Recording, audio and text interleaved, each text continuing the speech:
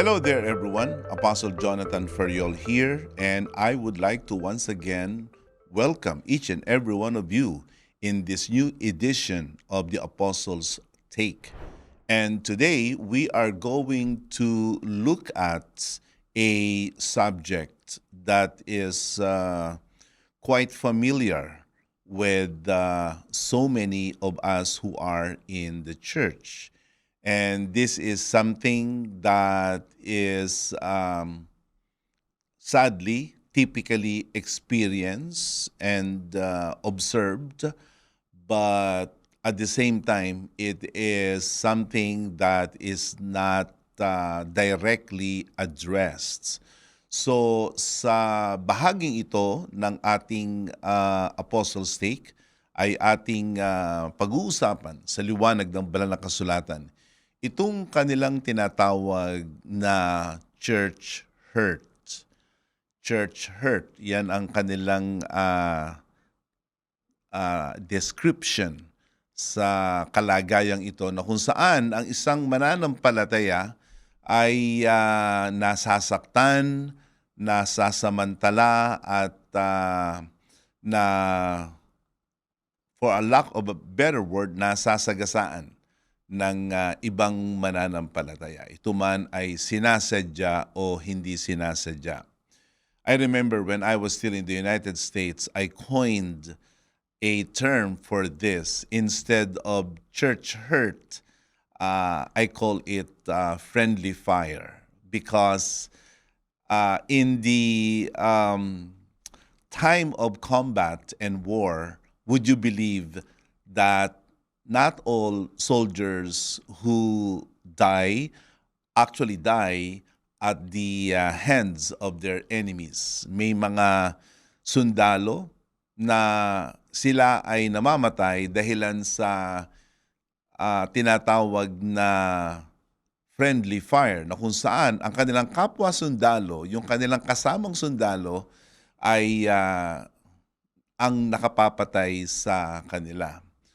As much as we want to somehow lessen the negative impacts of a friendly fire, a fellow soldier killing another soldier, but the sad reality is this, that even friends, even brothers and sisters, still hurt each other. And that happened even recently during the launching of this joint Israeli and U.S. Military campaign against Iran.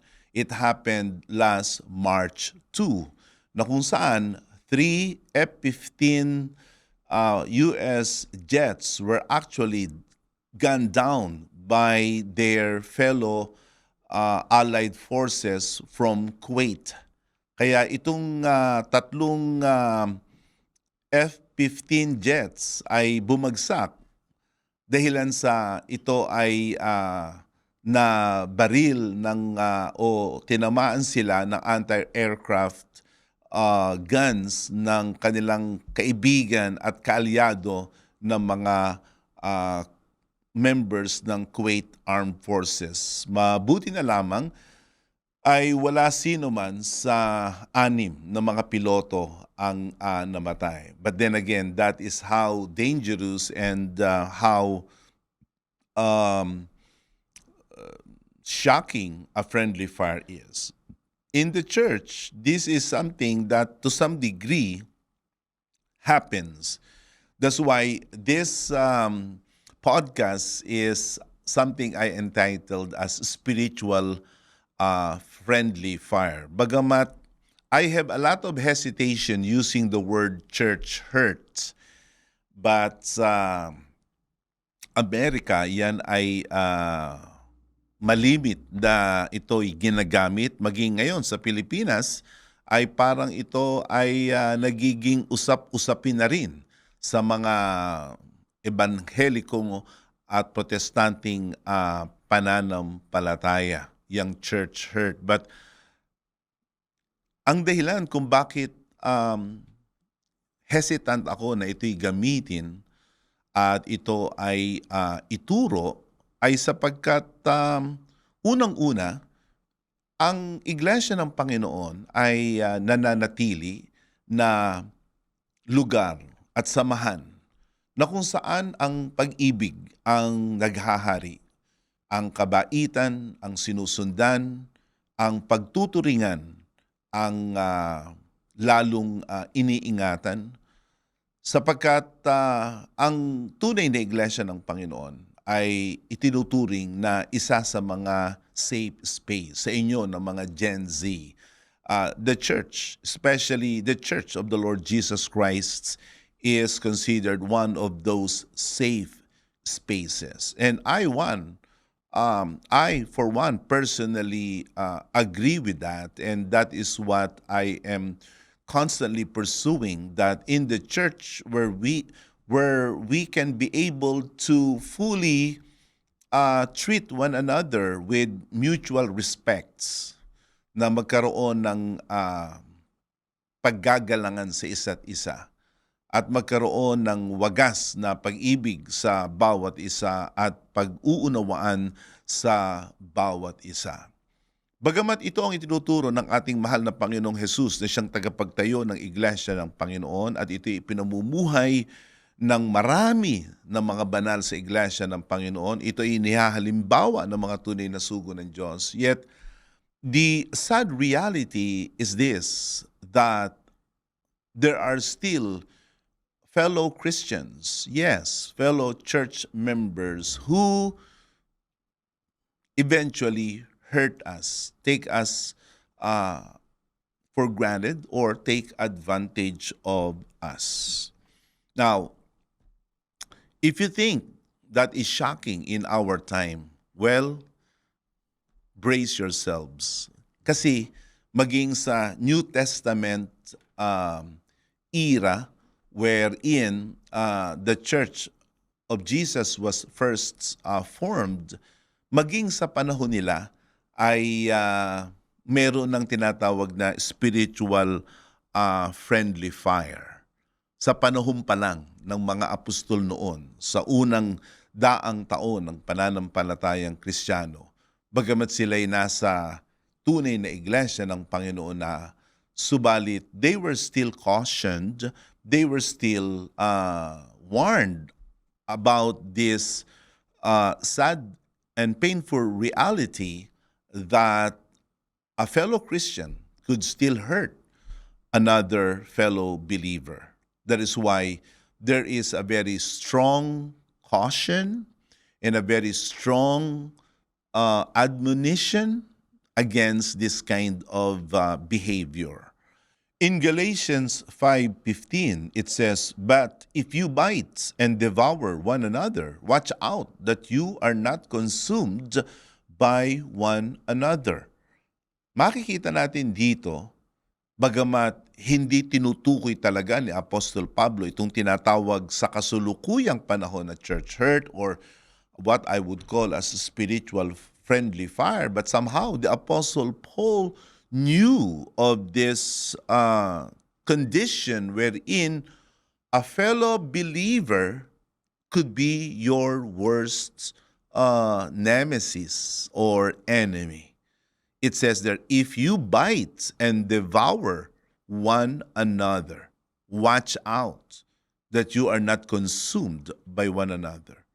You can see there the foolishness and the vanity of church hurt. Na kapag ka ikaw ay manakit at kapag ka ikaw ay magsamantala ng isang kapatid, magkakaroon ng tinatawag na retaliation, maggagantihan. And when that happens, then eventually everyone loses, especially the Church of the Lord Jesus Christ. For the very least condition, when there is a tit for tat na tinatawag, tit for tat. Yung tinatawag nilang eye for an eye, tooth for a tooth, it will create itong tinatawag ngayon sa ating panahon na toxicity. Hmm? Toxicity. Yan ay popular na salita ngayon. Yang toxic. Toxic place, toxic relationship. And again, the Apostle Paul, even without using the word toxicity or being, bad for one's mind and emotions, yung parang lason na sumisira sa mga relasyon. Bagamat Paul did not use the word toxicity, yet, sad to say, it occurred among the Corinthian brethren, even though they were true church. Kumbaga, sila naman ay tunay noon.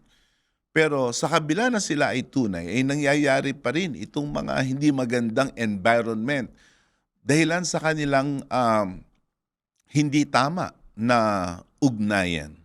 In 1 Corinthians chapter 11, in verse 17, it says, "But in the following instructions, I do not commend you, because when you come together to assemble, to fellowship, it is not for the better, but for the worse."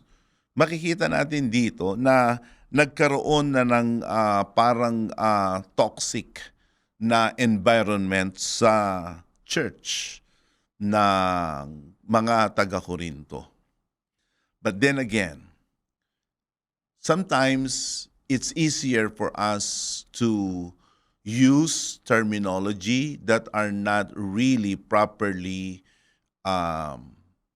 coined or penned, or it doesn't really do justice to what really we intend to point out. Halimbawa na lang, yung salitang church hurt. Para bagang ang buong iglesia ang nag-abuso, nanakit doon sa isa o dalawang mga mananampalataya. Again, this is what I would like us to know. That there are people that are in the church who are not really fully walking in the Spirit. And the Bible says that we must avoid those people who do not have the Holy Spirit, and they are the ones that cause division in the church. But the whole church cannot be faulted for a certain measure of animosity or toxicity that is prevailing in the church. Kasi, totoo, maring meron 2, 3, 4, 5 mga katao, subalit ang kabuuan ng iglesia ay nananatiling isang kalipunan na kung saan ang bawat isa'y lumalakad sa mga daan ni Kristo, sa mga itinuturo ng mga apostol, na ang kabuuan ng iglesia ay kalipunan na lumalakad sa pag-ibig, sa paggalang at pagtuturingan ng bawat isa. So, I am against the use of this word church hurt because you cannot fault the entire church for the mistakes of 2 or 3 or even a pastor. Ngayon, speaking of pastors, karaniwan, yung mga miyembro ang nagsasabi na ayoko na sa church na yan, ayoko na sa local church na yan sapagkat ganito ang ginawa, ganyan ang ginawa sa akin noong manggagawa. Now, to be objective, okay? Yes, just as there are no perfect members, there are also no perfect pastors. All of us are guilty one way or another committing this, I would say, unpleasant and disastrous error called church hurts. Totoo, may mga manggagawa, knowingly or unknowingly, directly or indirectly, na kanilang nasasaktan ang kanilang mga miyembro, unintentionally or intentionally.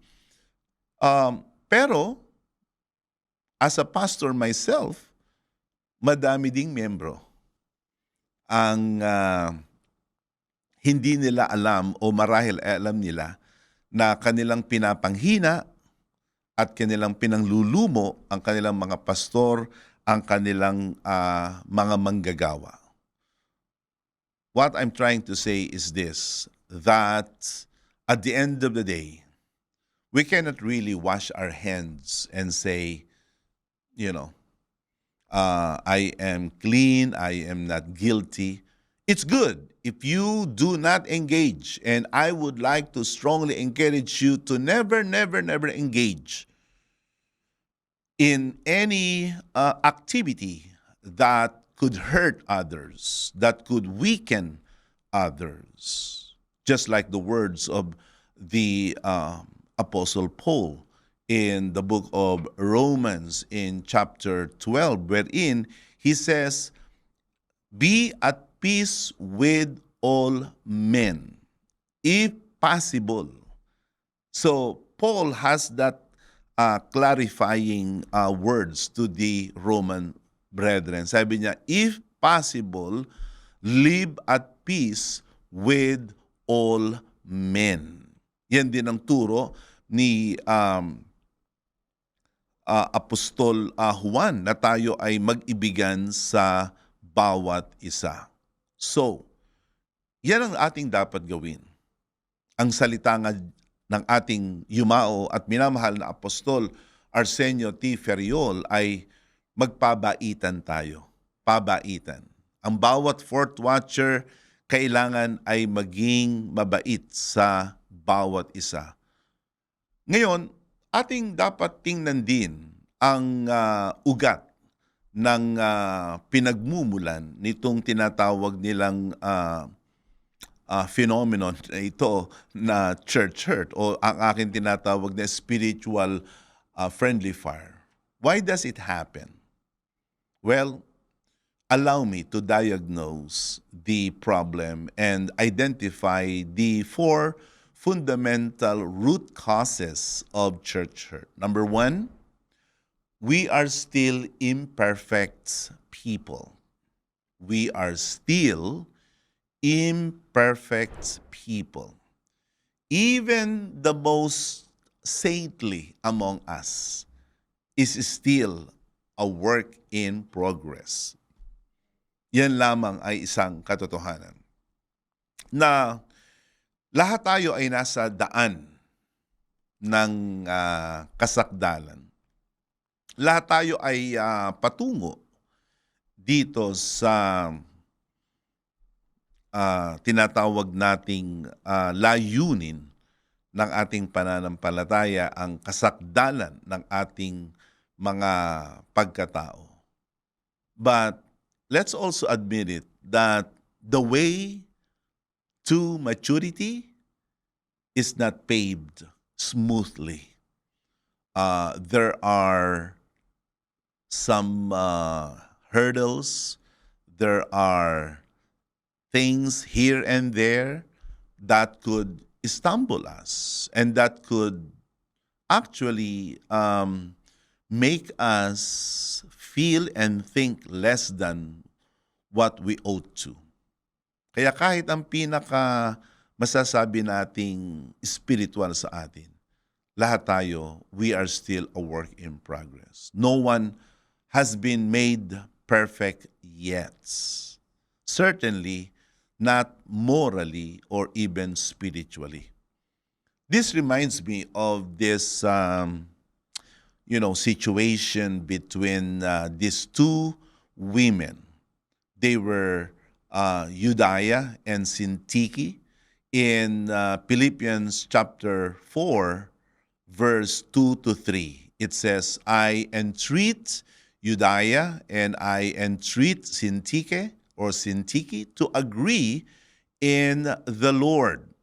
Yes, I ask you also, true companion, help these women who have labored side by side with me in the gospel, together with Clement and the rest of my fellow workers, whose names are in the book of life. Looks like the sisters, while they were very committed and invested and passionate in moving forward the gospel of the Lord Jesus Christ, but at the same time, they were carrying bad blood between the two of them. Kumbaga, itong dalawang kababaihan na ito ay tapat. Sila'y mga kasama ng Apostol Pablo at sila ay sinasabing mga pangunahing mga kababaihan sa iglesia sa Pilipos. Subalit, itong dalawang kababaihan na ito ay mayroong hidwaan, may sabwatan sila na hindi nila maisa-isang tabi. Pareho silang naglilingkod, pareho namang silang tapat, subalit sila ay nag-aaway. Sila'y mayroong sama ng loob sa bawat isa. At ang sabi ni Apostol Pablo, tulungan sila. Help these women to be able to overcome their differences and get past their troubles and get past their hurts and be united for the sake of the gospel. So this is the fundamental reason why we still engage in church hurt. Because we are actually imperfect people. We are very much imperfect. Kumbaga, hindi pa tayo napapasakdal. Tayo ay marami pa ring mga immaturities. Marami tayong mga tinatawag na rough edges. At meron pa rin tayong mga bahagi ng ating pagkatao na hindi pa talaga na aayon at naaangkop sa ating Panginoong Jesus.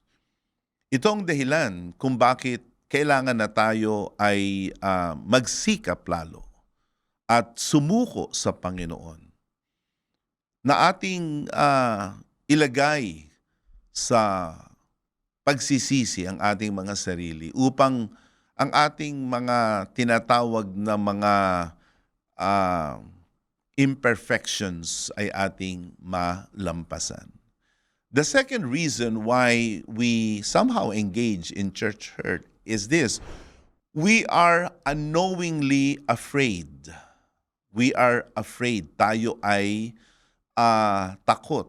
Bagamat hindi natin nasasabi na tayo ay takot, pero lumilitaw na ito ang pangalawang pangunahing dahilan kung bakit tayo ay nagkakaroon ng awayan, nagkakaroon ng hidwaan, at nakikita natin ang ating sarili na nawawala ang ating pag-ibig sa bawat isa at tayo ay nagmimistulang parang halimaw, parang ibang tao sa ating mga kapatid.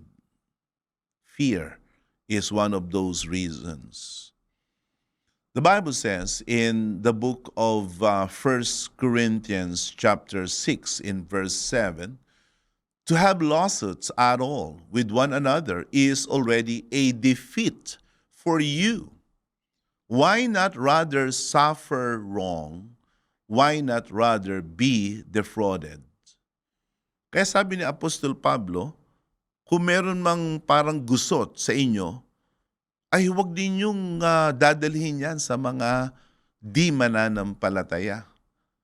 Sapagkat mayroong mas mahalaga kaysa sa ating karapatang pribado. At walang iba kundi ang ating patotoo bilang iglesia, bilang mananampalataya. Kaya ang sabi ni Pablo, bakit hindi ka na lang magpatalo? Basahin nga natin yan sa wikang Tagalog, yung unang Korinto, Kapitulo 6, sa talatang 7. Ganito ang sabi ni Pablo, bakit hindi bagkus ninyong tiisin ang mga kalikuan? Wow! That is one, I would say, a bitter pill to swallow. Tiisin ang kalikuan? Bakit hindi bagkus kayo'y padaya? Now, is Paul saying that it is okay for unrighteousness to prevail in the church? Of course not. Is he saying that we must be tolerant and wink at gross abuses in the church? No.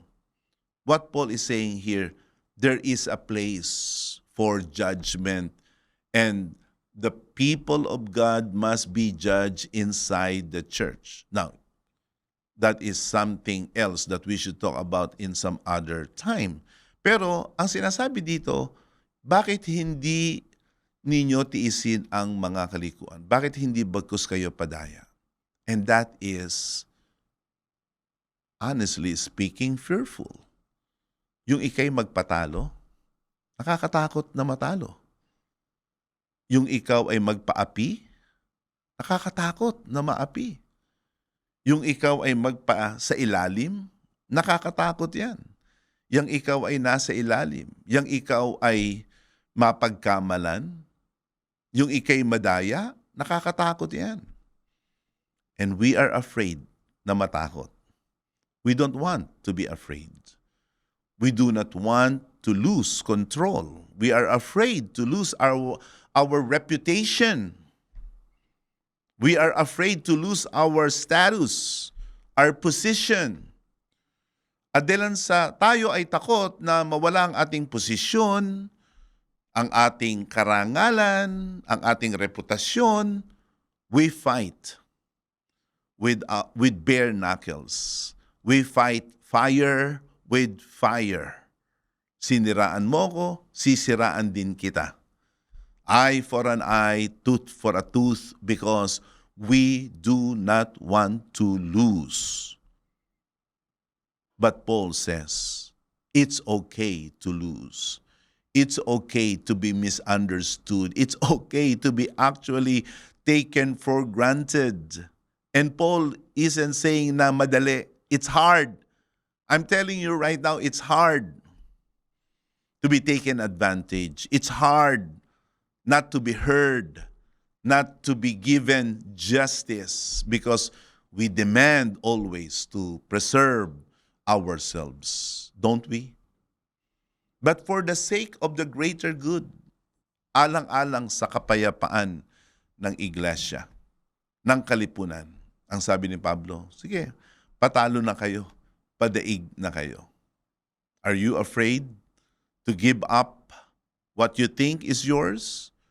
And you demand absolute justice, protection?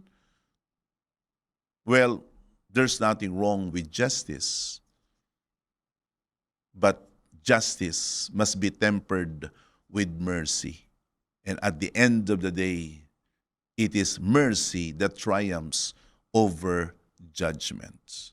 Number 3, we are patently hypocritical. Ito yung isa pang masakit na statement. We are patently hypocritical. This is part of our being flawed, and we are still in the process of being perfected. Oftentimes, we think that our level of spirituality offers us a license to condemn and antagonize and to put down others, especially those who are less spiritual. Na para tayong, ang tinatawag dyan ay holier than thou, mga holier than thou attitude. The English word is pharisaical, from the word pharisee. na ang mga Pariseo ay akala mo kung sinong sila ay matuwid, akala mo kung sinong sila'y malinis, subalit sila mismo ay puno ng kahinaan, puno sila ng kasalanan. That's why Pharisees were deemed as the most hypocritical, and we should stop being Pharisaical. In the book of Matthew chapter 7 verses 3 and 5, ganito ang sabi, "Why do you see the speck that is in your brother's eye, but do not notice the log that is in your eye? How can you say to your brother, 'Let me take the speck out of your eye,' when there is the log in your eye?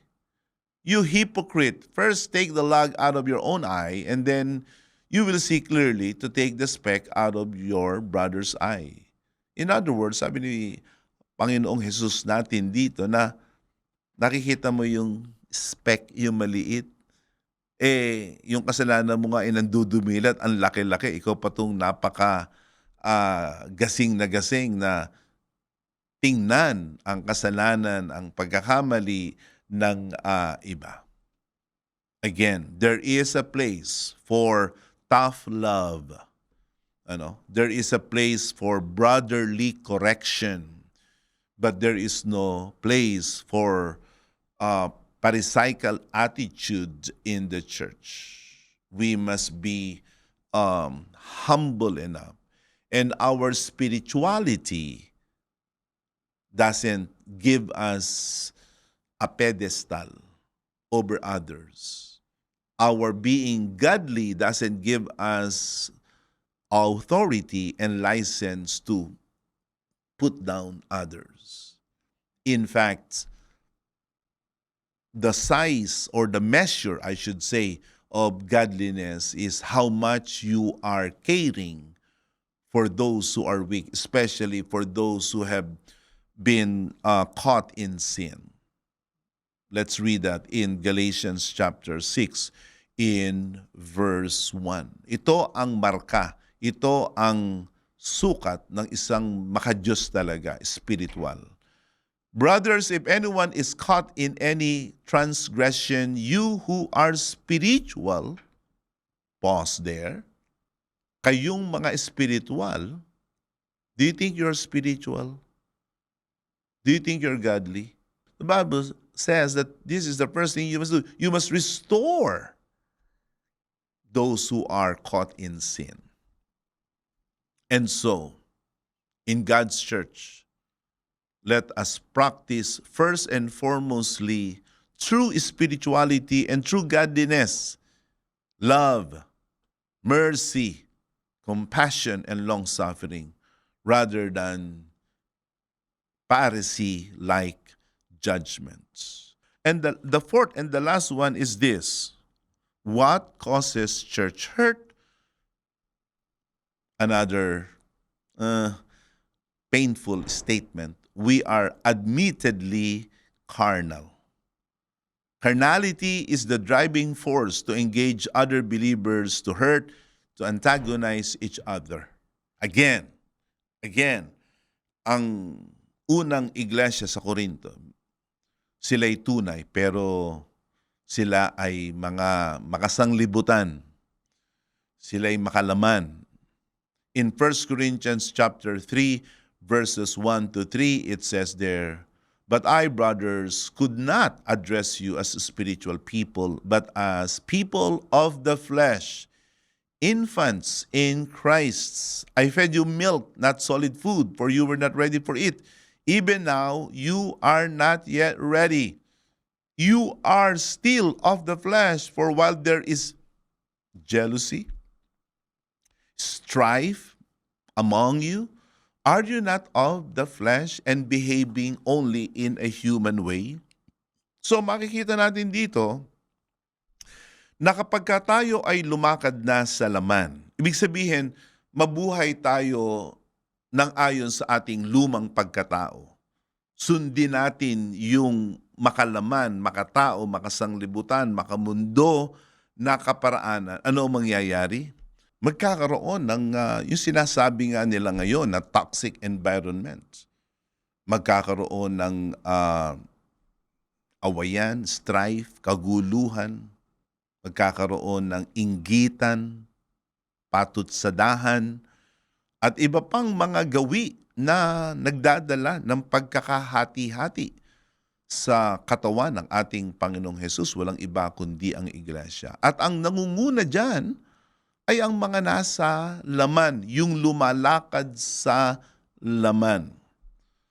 They are the ones that the Bible says they create divisions in the church. And division is the most toxic kind of influence that could ever happen in a church.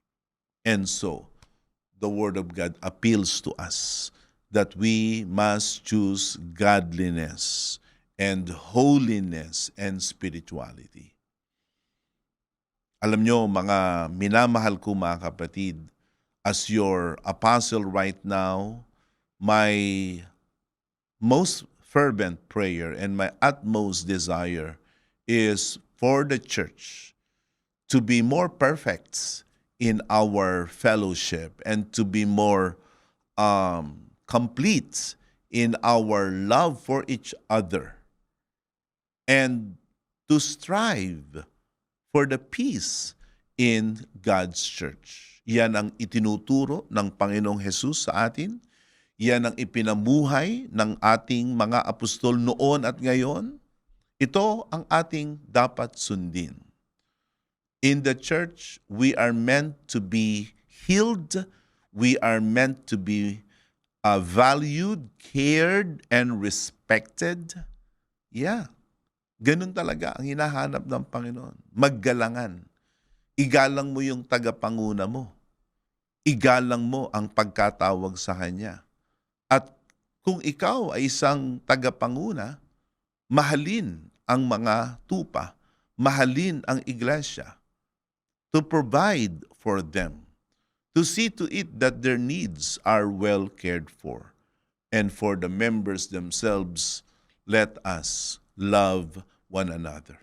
And in our next episode of The Apostles' Take, join me once again as I look deeper into the practical ways we can cope and the biblical instructions to overcome church hurt, or what we call, or I call as spiritual friendly fire. So don't miss that particular episode of the Apostles' Take podcast. Until next time, this is Apostle Jonathan Ferriol wishing you with the blessings of Christ. God bless you all.